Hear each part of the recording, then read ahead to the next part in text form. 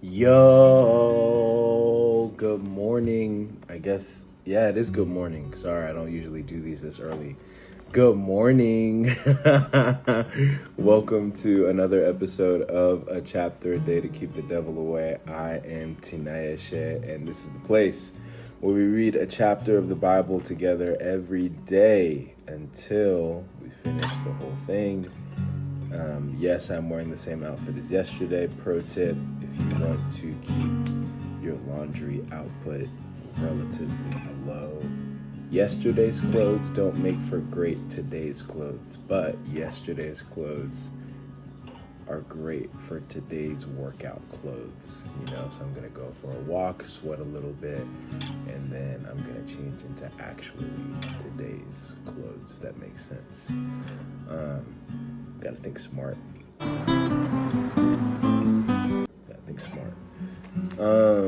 Today we're gonna be reading Exodus chapter 8. If you haven't read Exodus chapter 7, go do that. If you're joining us for the first time, welcome home. Just be with us where we are. Let's get into it. A plague of frogs. Then the Lord said to Moses, "Go back to Pharaoh and announce to him, 'This is what the Lord says. Let my people go so they can worship me. If you refuse to let them go, I will send a plague of frogs across your entire land. The Nile River will swarm with frogs. They will come up out of the river and into your palace, even into your bedroom and onto your bed. They will enter the houses of your officials and your people. They will even jump into your ovens and your kneading bowls. Frogs will jump on you, your people, and all your officials.' Then the Lord said to Moses, 'Tell Aaron, raise the staff in your hand over all the rivers, canals, and ponds of Egypt, and bring up frogs over all the land.' So Aaron raised his hand over the waters of Egypt, and frogs came up and covered the whole land. But the magicians were able to do the same thing with their magic. They too caused frogs to come up on the land of Egypt. Then Pharaoh summoned Moses and Aaron and begged, 'Plead with the Lord to take the frogs away from me and my people. I will let your people go so they can offer sacrifices to the Lord.' 'You set the time,' Moses replied. 'Tell me when you want me to pray for you, your officials, and your people. Then you and your houses will be rid of the frogs. They will remain only in the Nile River.' 'Do it tomorrow,' Pharaoh said. 'All right,' Moses replied. 'It will be as you have said. Then you will know that there is no one like the Lord our God.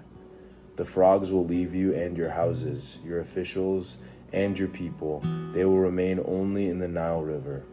So Moses and Aaron left Pharaoh's palace, and Moses cried out to the Lord about the frogs he had inflicted on Pharaoh. And the Lord did just what Moses had predicted. The frogs in the houses, the courtyards, and the fields all died. The Egyptians piled them into great heaps, and a terrible stench filled the land.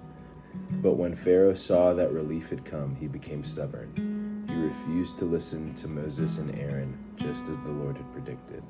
A plague of gnats. So the Lord said to Moses, 'Tell Aaron, raise your staff and strike the ground. The dust will turn into swarms of gnats throughout the land of Egypt.' So Moses and Aaron did just as the Lord had commanded them. When Aaron raised his hand and struck the ground with his staff, gnats infested the entire land, covering the Egyptians and their animals. All the dust in the land of Egypt turned into gnats. Pharaoh's magicians tried to do the same thing with their secret arts, but this time they failed. And the gnats covered everyone, people and animals alike. 'This is the finger of God,' the magicians exclaimed to Pharaoh. But Pharaoh's heart remained hard. He wouldn't listen to them, just as the Lord had predicted. A plague of flies. Then the Lord told Moses, 'Get up early in the morning and stand in Pharaoh's way as he goes down to the river. Say to him, "This is what the Lord says. Let my people go so they can worship me. If you refuse, then I will send swarms of flies on you, your officials, your people, and all the houses. The Egyptian homes will be filled with flies, and the ground will be covered with them. But this time I will spare the region of Goshen, where my people live. No flies will be found there. Then you will know that I am the Lord, and that I am present even in the heart of your land. I will make a clear distinction between my people and your people. This miraculous sign will happen tomorrow." And the Lord did just as he had said. A thick swarm of flies filled Pharaoh's palace and the houses of his officials. The whole land of Egypt was thrown into chaos by the flies. Pharaoh called for Moses and Aaron. "All right, go ahead and offer sacrifices to your God," he said, "but do it here in this land." But Moses replied, "That wouldn't be right. The Egyptians detest the sacrifices that we offer to the Lord our God. Look, if we offer our sacrifices here, where the Egyptians can see us, they will stone us. We must take a 3-day trip into the wilderness to offer sacrifices to the Lord our God, just as he has commanded us." "All right, go ahead," Pharaoh replied. I will let you go into the wilderness to offer sacrifices to the Lord your God, but don't go too far away. Now hurry and pray for me."